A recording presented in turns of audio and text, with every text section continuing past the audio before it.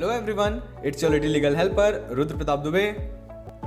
दोस्तों, काशी और मथुरा में पूजा के अधिकार पर हिंदू संगठनों की एक याचिका ने 30 साल पहले बने एक महत्वपूर्ण कानून को फिर से चर्चा में ला दिया है। सुप्रीम कोर्ट ने 1991 में नरसिम्हा राव सरकार की ओर से लाए गए प्लेसेस ऑफ वर्शिप एक्ट यानी कि पूजा स्थल कानून 1991 को चुनौती देने वाली याचिका की वैधता परखने की मांग मंजूर कर ली है। देश के सर्वोच्च अदालत ने इस मामले में भारत सरकार को नोटिस भेजकर उनका पक्ष मांगा है। बीजेपी नेता और सुप्रीम कोर्ट के वरिष्ठ वकील अश्विनी उपाध्याय ने अपनी PIL यानी कि जनहित याचिका में प्लेसेस ऑफ वर्शिप एक्ट को खत्म किए जाने की मांग की है और कहा है कि इतिहास की गलतियों को सुधारा जाए और अतीत में इस्लामी शासकों द्वारा अन्य धर्मों के जिन जिन भी पूजा स्थलों और तीर्थ स्थलों का विध्वंस करके उन पर इस्लामिक ढांचे बना दिए गए हैं, उन्हें वापस उन धर्मावलंबियों को सौंपे जा सके जो उनका असली हकदार है। बात करें इस अधिनियम की तो वर्तमान में यह काफी चर्चा का विषय बना हुआ है, क्योंकि हाल ही में वाराणसी की एक लोकल कोर्ट ने ASI यानी कि आर्कियोलॉजिकल सर्वे ऑफ इंडिया को यह आदेश दिया है कि ज्ञानव्यापी मस्जिद जो कि काशी विश्वनाथ मंदिर से लगा हुआ है उसका सर्वे करे और यह पता करे कि क्या वास्तव में वहां पहले कोई मंदिर था जिसे तोड़कर वहां पर मस्जिद का निर्माण किया गया है। इन सभी बातों को अच्छे से समझने के लिए आपको इसका इतिहास जानना जरूरी है।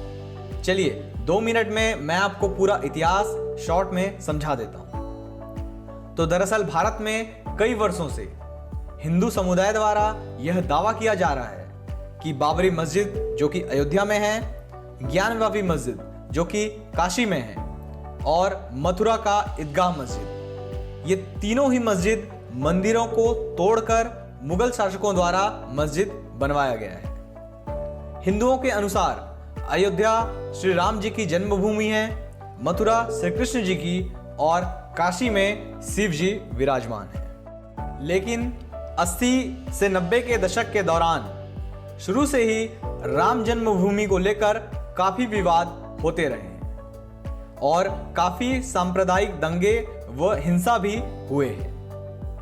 1990 से 1991 में सांप्रदायिक हिंसा अपने चरम पर थी।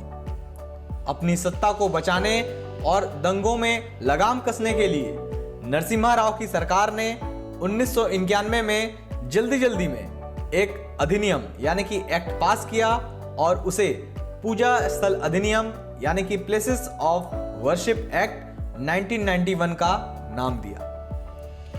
आखिर इस एक्ट में ऐसे क्या प्रावधान थे जिसने इस एक्ट को इतना महत्वपूर्ण बना दिया था और जिसकी मदद से सरकार हिंसा पर लगाम कस पाई।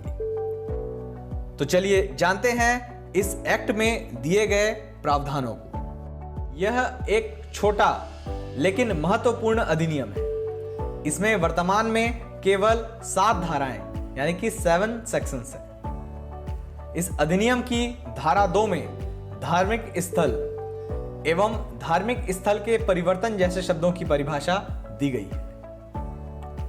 इस अधिनियम की धारा 3 सबसे महत्वपूर्ण है, क्योंकि धारा 3 ही धार्मिक स्थल के परिवर्तन पर प्रतिबंध लगाती है, यानी कि चेंजेस इन रिलीजियस प्लेसेस को प्रोहिबिट करती है। धारा 4 यह प्रावधान करती है कि देश के सभी धार्मिक स्थल उसी रूप में रहेंगे जैसा कि वे 15 अगस्त 1947 को थे। अर्थात अगर 15 अगस्त 1947 को यदि किसी स्थान पर मस्जिद है तो वह हमेशा मस्जिद ही रहेगा और यदि मंदिर है तो फिर मंदिर ही रहेगा, उसे परिवर्तित नहीं किया जा सकेगा। अब आप यह सोच रहे होंगे कि श्री राम मंदिर के मामले में तो सुप्रीम कोर्ट ने फैसला सुना दिया, वो भी 2020 में, ये कैसे? तो इसका जवाब आपको मिलेगा इस अधिनियम की धारा 5 में, जहां पर यह स्पष्ट रूप से उल्लेखित है कि अयोध्या के श्री राम जन्मभूमि बाबरी मस्जिद विवाद पर यह अधिनियम लागू नहीं होगा। अब चलते हैं इस अधिनियम की धारा 6 के तरफ। तो धारा 6 में इस अधिनियम के प्रावधानों का उल्लंघन करने पर दंड का प्रावधान किया गया है। यानी कि कोई भी व्यक्ति किसी भी धार्मिक स्थल का यदि परिवर्तन करता है या करने के लिए उकसाता है तो उसे 3 वर्ष तक का कारावास भुगतना पड़ सकता है। इसके अतिरिक्त उस पर फाइन या अर्थदंड भी लगाया जा सकता है। श्री राम जन्मभूमि विवाद के खत्म होते ही मथुरा और काशी में भी मस्जिद के परिवर्तन को लेकर काफी चर्चाएं हो रही हैं। मामला न्यायालय तक भी पहुंच चुका है। ऐसे में विशिष्ट इतिहासकारों एवं विद्वानों का मानना है कि सुप्रीम कोर्ट इन मामलों को आगे बढ़ाने में कोई रुचि नहीं रखना चाहेगा, क्योंकि ऑनरेबल सुप्रीम कोर्ट ने अयोध्या विवाद में निर्णय के साथ ही प्लेसेस ऑफ वर्शिप एक्ट को फिर से उल्लेखित करते हुए इसे पंथ निरपेक्षता यानी कि सेकुलरिज्म से जोड़ दिया, जो कि संविधान की मूल संरचना यानी कि बेसिक स्ट्रक्चर का पार्ट है। इस मूल संरचना का उद्देश्य और नियम साफ है। देश के सभी धार्मिक स्थल, चाहे वो किसी भी धर्म, पंथ, संप्रदाय के हो, सुरक्षित हैं और संरक्षित हैं और भविष्य में भी रहेंगे, ऐसा मानना है माननीय उच्चतम न्यायालय का। इस मामले को लेकर आपके क्या विचार हैं?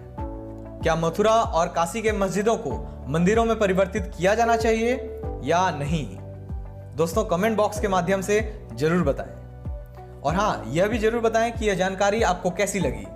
अगर आपको यह जानकारी पसंद आई हो तो इसे अपने परिवार एवं दोस्तों के साथ जरूर शेयर करें, ताकि वे भी इस कानून को जानें और समझें। Keep watching, keep learning. Thank you for watching this video.